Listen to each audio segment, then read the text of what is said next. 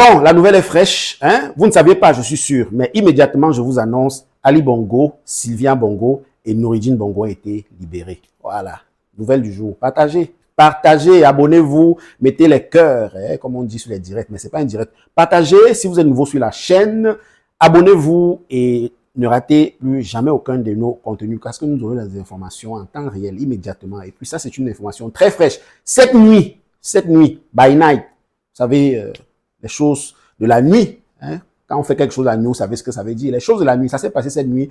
Ali Bongo, Noureddine Bongo, hein, c'est comme ça, et Sylvia Bongo ont été libérés. Ils sont allés où? Point d'interrogation. Suivez d'abord ça. La nouvelle est tombée et elle est désormais officielle. La famille Bongo a quitté le Gabon. C'est la page Facebook de la présidence angolaise qui a confirmé l'information. Ali Bongo Ondimba, son épouse Sylvia et leur fils Noureddine ont été discrètement exfiltrés vers l'Angola. Ce départ survenu dans la nuit du 15 au 16 mai 2025 met fin à des semaines de rumeurs et de spéculations. La décision a été prise sous l'impulsion du président angolais, Joao Lourenço, également président en exercice de l'Union africaine. Les Bongos sont arrivés à Luanda à bord d'un avion aux couleurs de l'Angola. Une photo, publiée sur la page officielle de la présidence angolaise, montre Ali Bongo à son arrivée, saluant le commandant de bord. Bon, ce n'est même pas sur les chaînes d'information gabonaises qu'on a écouté ça. Hein. Jamais, beaucoup de Gabonais ne connaissent même pas d'ailleurs. Il faut être allé sur la page officielle de la présidence angolaise pour voir qu'Ali Bongo est déjà en Angola.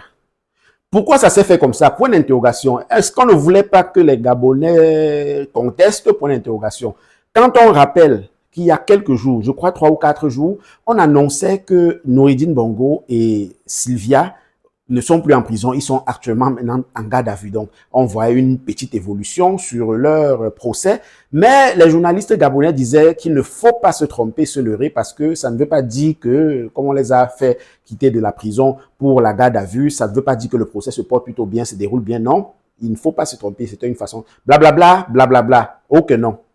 Le président Brice Clotaire Oligui Nguema avait son tour de passe-passe, il avait à son plan qui était lancé. On les sortait comme ça de prison pour les placer bien là où, après quand on va venir les dire, ok, l'avion est arrivé, pam, on va seulement les transporter là, pam, pam. Allez, dans l'avion, ils sont partis. Chose due, chose faite. Hein? Chose promise, chose due. Ça s'est passé comment?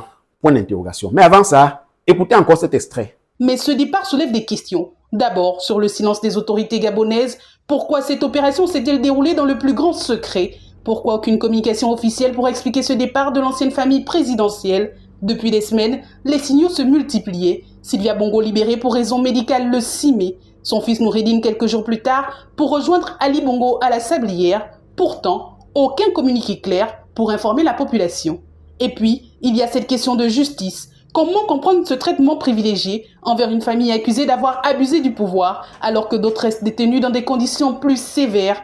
Pour beaucoup, cette mansuétude ressemble à un passe-droit accordé aux puissants dans un pays où le peuple attend avant tout l'égalité devant la loi. Ce silence gouvernemental et cette gestion opaque ne sont pas à la hauteur des attentes des Gabonais. La justice sous le régime désormais d'Oligui Nguema doit être indépendante, transparente et impartiale. Car si le pouvoir de la transition veut incarner le renouveau, il ne peut s'aligner sur les méthodes opaques de l'ancien régime. Voilà, vous avez compris. Il se pourrait, ça c'est ce qui se dit pour les quelques personnes qui connaissent l'affaire au Gabon, il se pourrait, mais il est possible que ce ne soit pas ça, mais il se pourrait. Donc, avant de prendre au sérieux l'information, sachez que j'ai dit il se pourrait que ce soit le président angolais, je ne connais pas son nom, il a un nom compliqué là, qui, parce qu'il est président en exercice de l'Union africaine, aurait demandé au Brice Clotaire Oligui Nguema, on lui aurait dit avant de vouloir qu'on te réintègre dans l'Union africaine, il faudra que tu fasses le grand pas, c'est-à-dire de libérer quand même l'autre. Hein. C'est pas libérer la famille et l'autre pour qu'on, voilà, parce qu'il y a quand même les blancs qui nous regardent. Les blancs, c'est qui? Les Français. Vous savez que l'Union africaine est carrément entre les mains de la France. Bon, comme le boss français, Macron, ne va pas aimer si tu viens là comme ça et que son père ou bien son frère, voilà. Donc du coup, la pression serait venue de l'Angola. Pourquoi? Je ne sais pas. Point d'interrogation. Donc, il est présent en exercice. Vous savez, au lendemain du coup d'État, comme il y avait, on parlait de retour aux institutions, on parlait des institutions qui avaient été vues. Voilà. Donc, du coup, on a suspendu le Gabon. Il n'était plus là. Mais après, comme le président Brice Clotaire Oligui Nguema a donc été officiellement président, il a mis la... Vous connaissez toute l'histoire. Il est venu, il a refait les choses normalement. Donc, il revient vers l'Union africaine pour réintégrer l'Union africaine. Et puis, on lui aurait dit, ben, c'est vrai, là, tu es président, bonne et due forme, mais toi aussi, essaie de libérer l'autre, hein, libère l'autre, et puis ça te libère. Et il a compris, président conciliant, oui, il a compris, et il a libéré les autres. Que diront les Gabonais qui disaient que Ali Bongo était l'ennemi du président Brice Clotaire Oligui Nguema? Que disaient les Gabonais qui pensaient que Brice Clotaire Oligui Nguema n'aimait pas ou alors détestait Noureddine? Point d'interrogation. Il faut aussi comprendre les Gabonais qui peuvent se poser la question, et même pas seulement les Gabonais, les Africains, parce que on dit, ok, bon, lui, le président Ali Bongo, avec tout ce qu'il a fait, c'est quand même beaucoup les détournements. Quand vous voyez les chefs d'accusation, je vais vous mettre les chefs d'accusation, écoutez un peu les chefs d'accusation. On ne va pas tout mettre, mais écoutez quelques chefs d'accusation. Le procureur de la République, près le tribunal de premier instance de Libreville, ouvrait une information judiciaire contre 13 d'entre elles, dont Sylvie Marie-Aimée Valentin, épouse Bongo, et Noureddine Bongo Valentin, pour détournement des deniers publics, complicité de détournement des deniers publics, blanchiment de capitaux, complicité de blanchiment de capitaux, troubles aux opérations du collège électoral, corruption, concussion, usurpation de titres et de fonctions, faux usage de faux, recel, contrefaçon des imprimés officiels des institutions, contrefaçon du sceau de l'État et association de malfaiteurs. Donc, quand vous écoutez ça, on dit quand même qu'on l'a libéré. Pourtant, il y a des gens qui croupissent en prison 10, 15, 20 ans de prison parce qu'ils ont, je vais dire quoi, ils ont volé, parce qu'ils ont fait vol à main armée, parce qu'ils ont fait accident, homicide involontaire, ils font 2 ans, 3 ans. Mais ce genre de crime, ce genre de...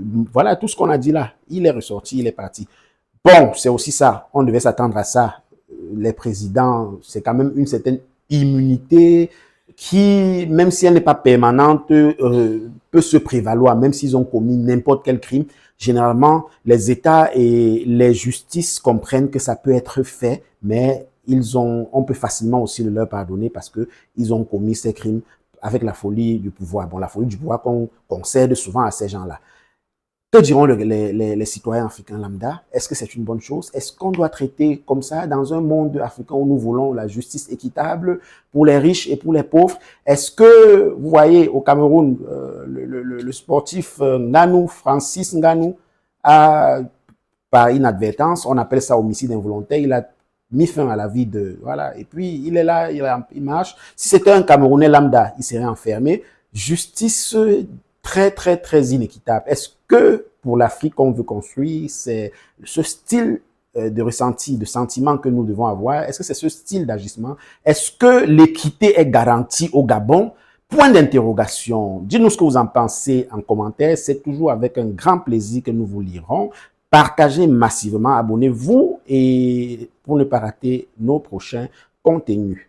Ceux qui passent pour la première fois, vraiment abonnez-vous. C'est un geste simple. Juste cliquez abonnez-vous et vous aurez des contenus comme ça tous les jours. Alors, tout ce que je vous dis maintenant, c'est Abimté.